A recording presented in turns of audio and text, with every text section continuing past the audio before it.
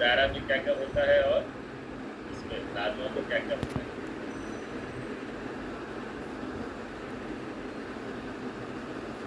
मैं सौदा भी पढ़ना है। लाजमा वाला सब हो गया था, आज पढ़ते हैं हम लोग मुरब्बा। तो बहुत ज़्यादा नहीं है चीज़, ये सब चीज़ें हो गई थी। एक इम्पोर्टेंट चीज़ पढ़ा था, शिद्र पढ़ लिया था हमने। अब हमें पढ़ना है जगह खारिज का, वो पढ़ लिया था।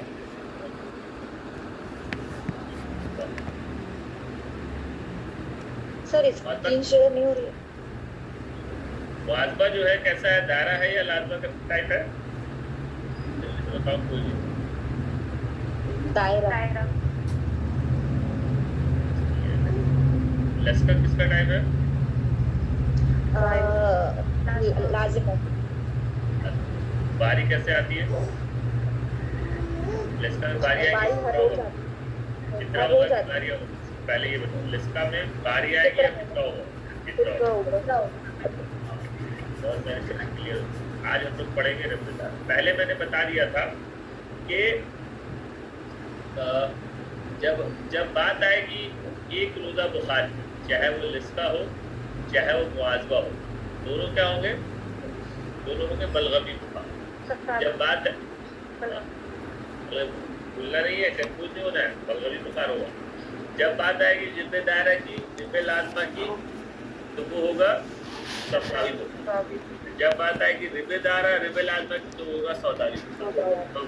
हाँ, तो जब एक ही तरह के खिल्त होंगे तो ऑलमोस्ट क्या होगा, उसके साइन सिम्टम भी एक तरह के होंगे और इलाज भी एक तरह का होगा। थोड़ा बहुत फर्क हो सकता है, जैसे कि फितरा आ रहा है तो बीमारी आ रही है। इसी तरह से अब रबे जो हुआ बुखार के चौथे रोज आ रहा है तो इसको हम चौथिया बुखार कह सकते हैं।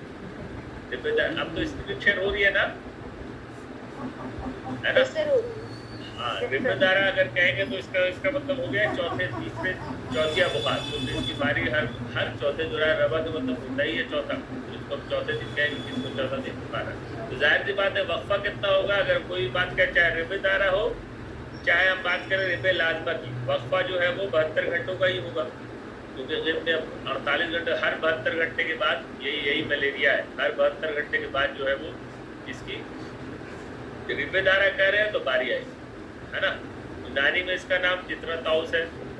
बूढ़ों को होगा, जाहिर सी बात है, जितना बुखार ये मिजाज जो है किसके तरफ जा रहा है, बरूदत की तरफ जा रहा है ना, या फसल की तरफ जा रहा है, तो बूढ़ों में होगा। सबको याद नहीं करना। हमने पढ़ा था कि गैर तबई सौदा कितने तरह का होता है? 4 तरह। उसके सौदा का इख्तराक से होगा, चाहे वो सौदा से हो चाहे बलगम से हो, चाहे है ना। और ये जामिया की किस्म, मलेरिया की खास किस्म, जाहिर सी बात है इसमें हर चौथे दिन बुखार आता है। बहुत ज़्यादा चीज़ें इसमें इंपॉर्टेंट बात क्या है, अज़्म-ए-तिहाल मिलेगा। मलेरिया मिलता है, स्प्लेनोमेगेली बहुत आम है ना। स्प्लेनो कौन बताएगा स्प्लेनोमेगेली क्यों हो जाती है?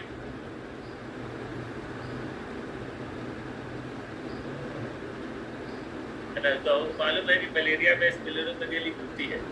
आरबीसी के ब्रेकडाउन की वजह से। Excessive breakdown of the RBC occur in spleen and तो स्प्लीन का साइज जो है वो बढ़ जाता है। स्प्लीन का साइज जो है बढ़ जाता है। अब मलेरिया कैसी बीमारी है, किससे होती है? कितने तरह के मलेरिया की वो है? जो वाला बैक्टीरियल है, वायरल है? मलेरिया के पॉजिटिव ऑर्गेनिज्म क्या है?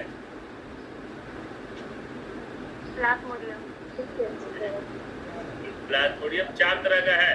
फैल्सिपेरम है, प्लाज्मोडियम मलेरिया है, प्लाज्मोडियम ओवेल है और प्लाज्मोडियम वाइवेक्स है। 4 तरह के है ना, Plasmodium vivax, Plasmodium oval, Plasmodium falciparum और प्लाज्मोडियम है ना ओवेल।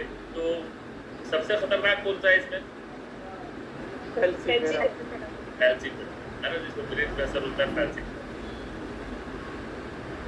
इसमें ज़्यादा बदन टूटता, मतलब ज़्यादा पेट टूटता, ठीक है। ये सब याद करने वाली बात है, जो समझाने वाली बात है वही मैं आपको समझाऊंगा। कारूरा जो है रकीब और माइन होता है। पसीना नहीं आएगा, जाहिर सी बात है। बुखार अगर तेज होगा, जैसे सफरा में पसीना आता है, इसमें नहीं आता है।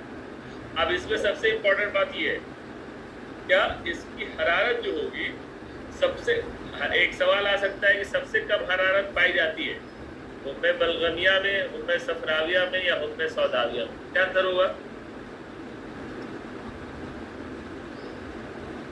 सोदाविया बलगमिया में, है ना। तो इसमें याद करने वाली बात क्या है कि बुनियादे इसमें हरारत जो होगी सौदाविया में, रिबेदारा की जो हम लोग बात कर रहे हैं, या सवाल आ गया कि भाई सबसे कम हरारत किसमें होती है, रिबेदारा, वाजबा और आपका रिबे लाजमा। तो क्या अंतर होगा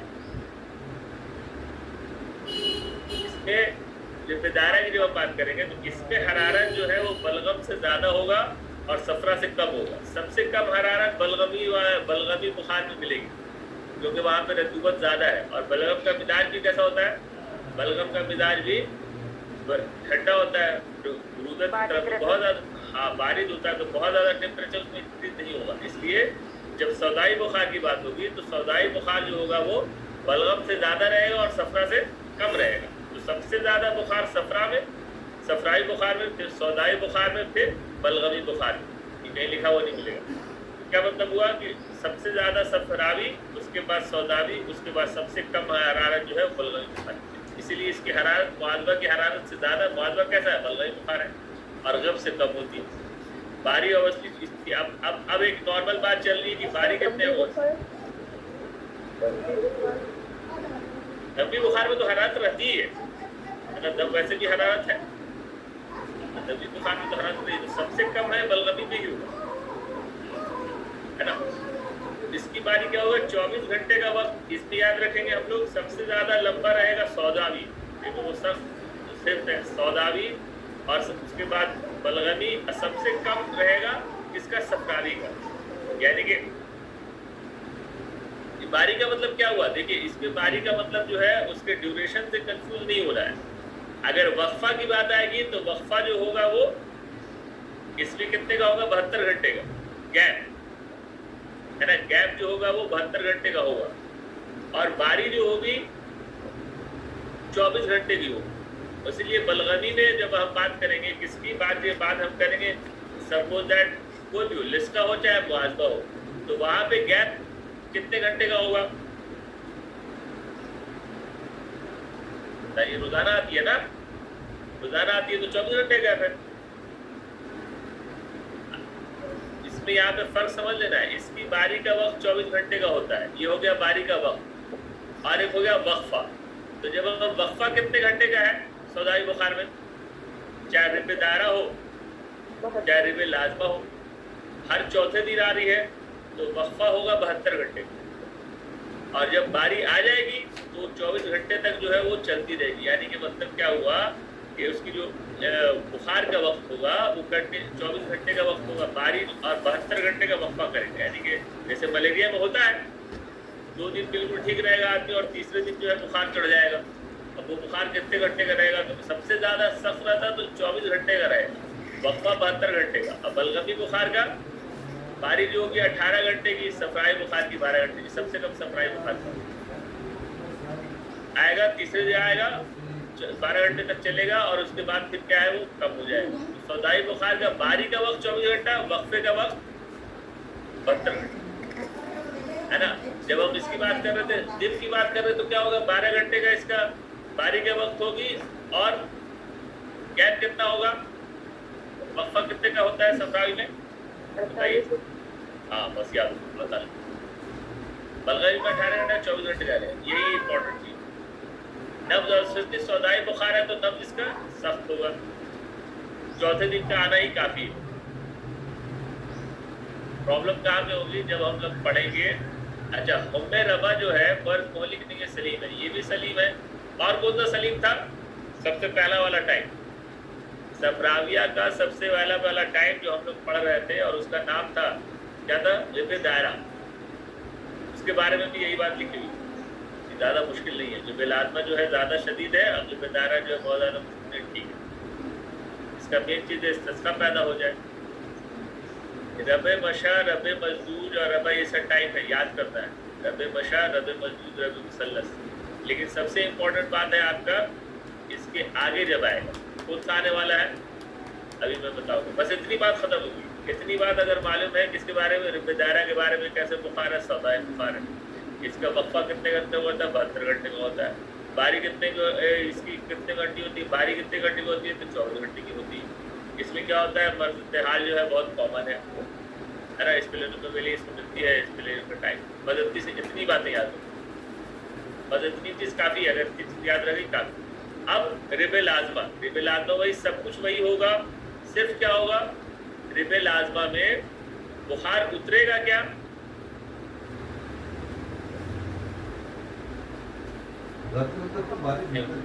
फितरा होगा, फितरा होगा, है ना। इसको बार बार आपको रिपीट करते रहना है कि कहीं पे कोई कंफ्यूजन ना हो। रिबे लाजमा में बुखार उतरेगा नहीं, फितरा होगा, बुखार हर वक्त कुछ ना कुछ रहेगा। और जब लाजमा है तो इसी का नाम भी दायमा भी कहते हैं, तो चलो हम लोग अच्छे तरीके से पढ़ लिए, है ना।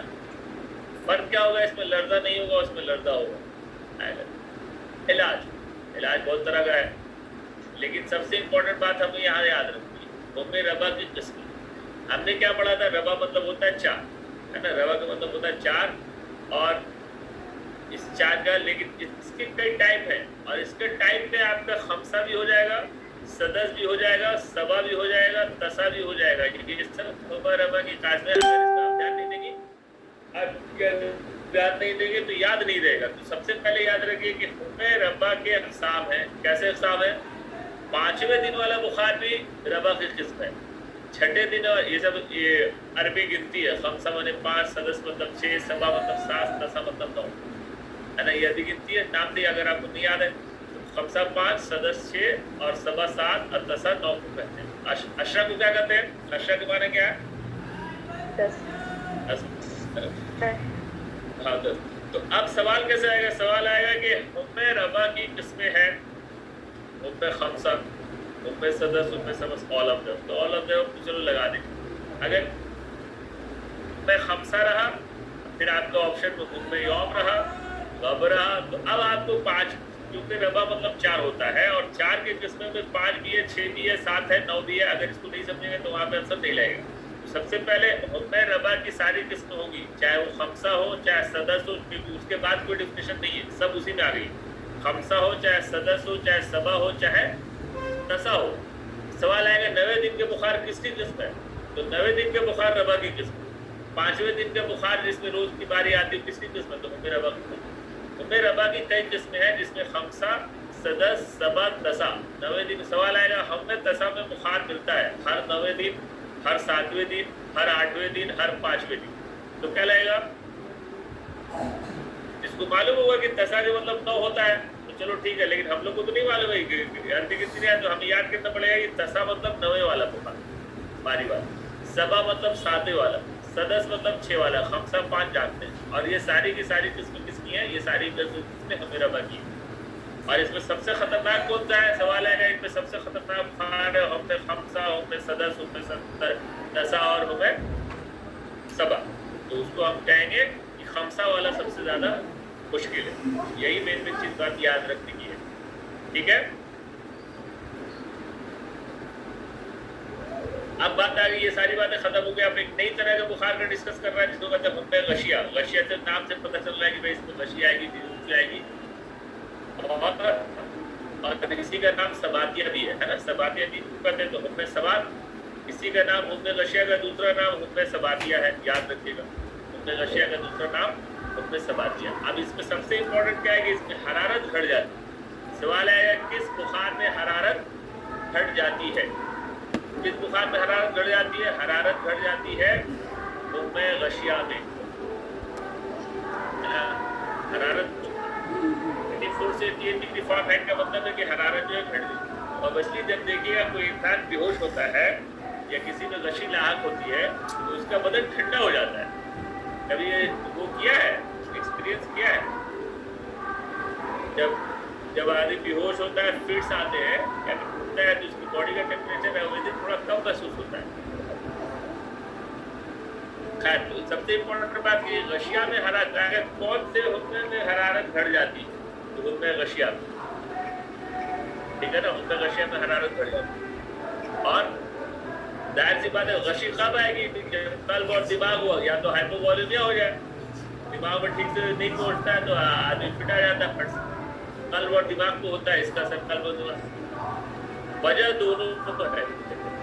बल्कु अफरा का मुदफन हो जाना इसकी वजह है, हुक्म गशिया की वजह है बलगम और सफरा। बलगम का तफन हो जाना, सफरा का हो जाना, दोनों का हो यहाँ जाना, लगा दोनों हुआ का आंसर ले, है ना?